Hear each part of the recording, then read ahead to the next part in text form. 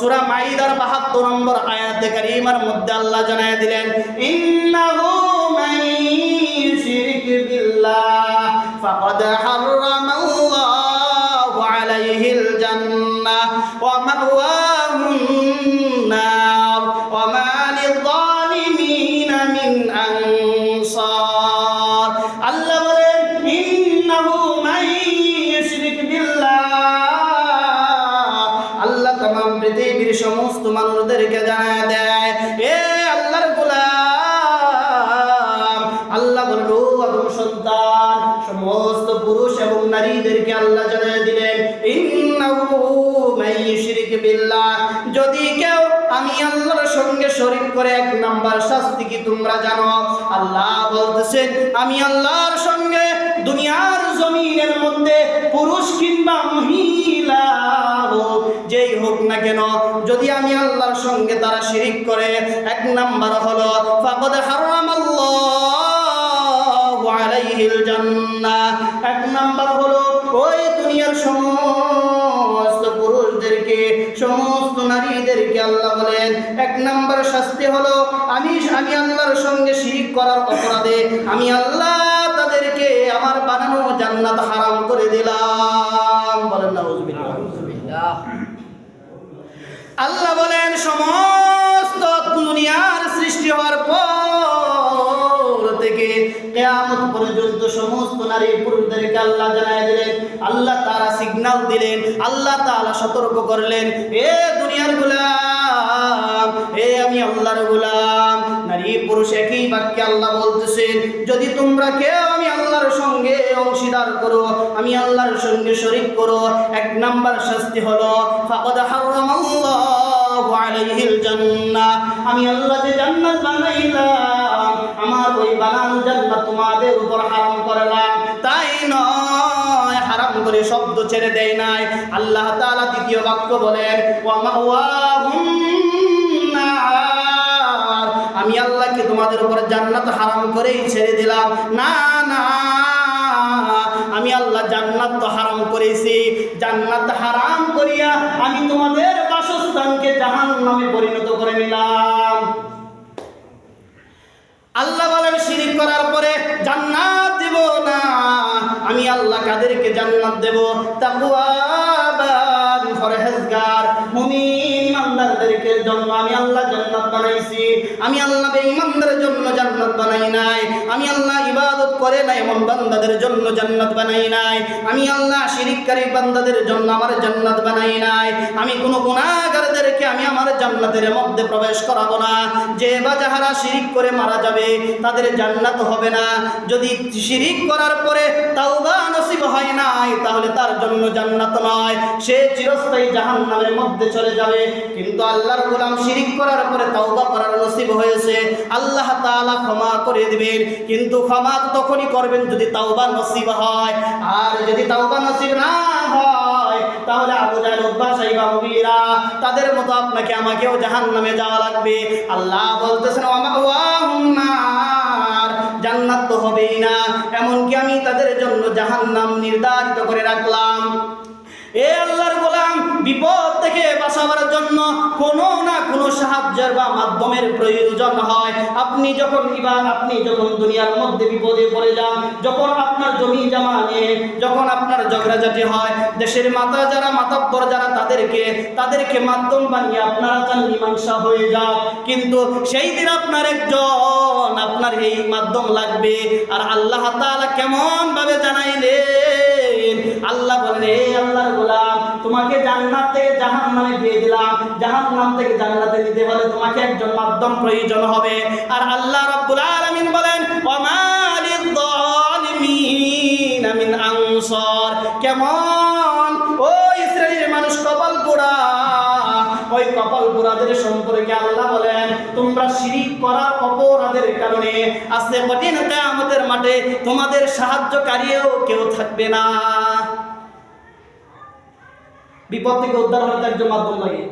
আমি বিপদের মধ্যে পড়ে গেছি, আমি একজন হতদরিদ্র অসহায় মানুষ, সাদাসিধে মানুষ, বিপদে পড়ে গেছি, আর আমার বিপক্ষে লোক যিনি তিনি একটু দাপটি, তার সঙ্গে উঠে পারছি না, তখন দেশের মাথা দরকার আছে না? গ্রামের মাতাব্বর দরকার আছে না মীমাংসা করার জন্য? তার মানে তারা হচ্ছে কি মাধ্যম। মাধ্যম কেন? আপনাকে মীমাংসা করে আপনাকে বুঝিয়ে দিবে, ওনাকে সতর্ক করে দিবে। তেমনিভাবে কিয়ামতের মাঠে এক শ্রেণীর মানুষদের জন্য সাহায্যকারী থাকবে, কিন্তু শিরিক করে যারা মারা যাবে তাদের কোনো সাহায্যকারী থাকবে না, তাদের কোনো সাহায্যকারী থাকবে না। এবার আসুন এই আয়াতের ফিনিশিং আমরা সমাধান দিয়ে দিই। এই আয়াত কি? এই আয়াতের মধ্যে আল্লাহ বলেন যদি শিরিক করে জান্নাত কি হারাম। হারাম মানে কি? নিষিদ্ধ। হারাম মানে নিষিদ্ধ। এই নিষিদ্ধ মানে কি? ও জান্নাতে যাবে না, ও জান্নাতে যাবে না। এখন যেহেতু জান্নাতে যাবে না, তাহলে কোনো না কোনো একটা স্থান তো লাগবে। আমার বিল্ডিং আছে, আপনার টিনের চাল হলো তো আছে। যার টিনের ঘর নেই তার তো একটা খড়খুঁটো দিয়ে একটা ঘর হলো, কুড়ের ঘরের ছোট একটা ঘর আছে, একটা বাসস্থান আছে। কিন্তু জান্নাতে আল্লাহ দিবেন না, তার একটা স্থান লাগবে না? জান্নাতে তো সে যেতেই পারবে না, একটা স্থান তো লাগবে। ওই স্থান হিসেবে আল্লাহ বলেন ওয়াহুন্নার, তার স্থান হচ্ছে জাহান্নাম। তার স্থান কি? জাহান্নাম। তারপরে বলতেছেন ওরা যে জাহান্নামে গেলে ওদেরকে আল্লাহ তাআলা বার করবেন না, ওদের সাহায্যকারী নেই। ওমা লিয-যালিমিনা মিন আনসার, তাদের কোনো সাহায্যকারী নেই, তাদের কোনো সাহায্যকারী নেই। এবার আসুন শেষ পর্যায়ে আমরা এই মর্মে আরো একাধিক আয়াত রয়েছে। তাহলে এখন আসুন আমরা তো শিরক সম্পর্কে বলতাম, যদি আমরা শিরক করি জান্নাতে যেতে পারবো না, আর যদি শিরক করি তাহলে নামাজ, রোজা, তাসবিহ, তাহলিল, জিকির আজকে সব বাতিল, এটা আমরা জানতে পারবো। এখন শিরক কি? এখন আমাদের বুঝতে হবে, যদি আমরা শিরকে বুঝতে না পারি, আলাদা বুঝতে পেরেছি, নিষ্ফল হবে, বাতিল হবে, এটাও বুঝতে পারছি, কিন্তু শিরক আমাদের বোঝা লাগবে। শিরক হচ্ছে ইবাদতের মালিক হচ্ছে একমাত্র আল্লাহ। এখন কেউ যদি এই ইবাদতের সঙ্গে অন্য কোনো মাবুদকে গায়রুল্লাহর নামে, গায়রুল্লাহ হচ্ছে তাগুত, শয়তান। গায়রুল্লাহকে যে কবরে শুয়ে থাকা ব্যক্তি, যাকে আমরা বাবা বলে জানি, অমুক মাজারের অমুক পীর মারা গেছে, তো তার কাছে আমরা গিয়ে, আমি বিয়ে করেছি 10-12 বছর হয়েছে, আমার সন্তান হয় না, তার কাছে সন্তান চাইলাম। সন্তান দেওয়ার মালিক হচ্ছে আল্লাহ। যেটা দেওয়ার মালিক আল্লাহ, যেটা মানুষের দেওয়ার কোনো ক্ষমতা নেই, মানে সংক্ষেপে বোঝাচ্ছি, যেটা দেওয়ার ক্ষমতা মানুষের নেই, সেটা যদি কোনো মানুষের কাছে চায় তাহলে এটা হলো শিরক। আর এই শিরক হচ্ছে 2 প্রকার, ছোট এবং বড়। আর এটা হচ্ছে সবচেয়ে বড় শিরক, এটা হচ্ছে বড় শিরক। যদি কেউ মাজারে গিয়ে মানত করে, যদি কেউ কবরে শুয়ে থাকা ব্যক্তির কাছে গিয়ে মানত করে, তাহলে বড় শিরক করলো। বাবার দরবারে গরু দান করলাম, বাবার দরবারে কাশি জবাই করলাম, বাবার দরবারে কাশি মানত করলাম, বাবার দরবারে মোরগ জবাই করলাম, মোরগ দিলাম, যদি কেউ দেয় তাহলে এটা সে শিরক করলো। এখন গিয়ে যদি কেউ জুমার নামাজের পরে গিয়ে যদি কেউ শিরক করে, তাহলে তার জুমার নামাজ বাতিল, একটা নেকিও সে পাবে না।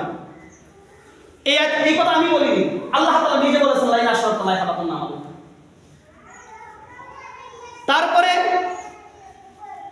গায়রুল্লাহর নামে আমরা জবাইকৃত প্রাণী জবাই করি বিসমিল্লাহি আল্লাহু আকবার।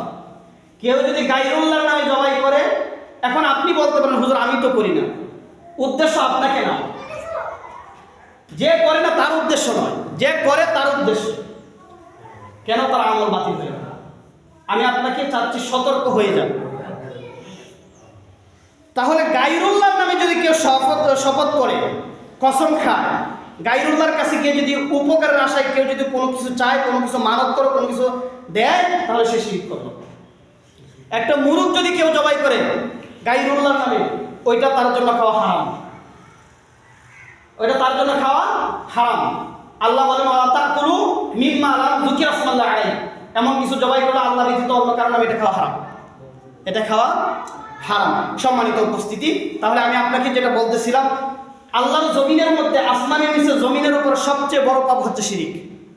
সবচেয়ে বড় পাপ কি? শিরক।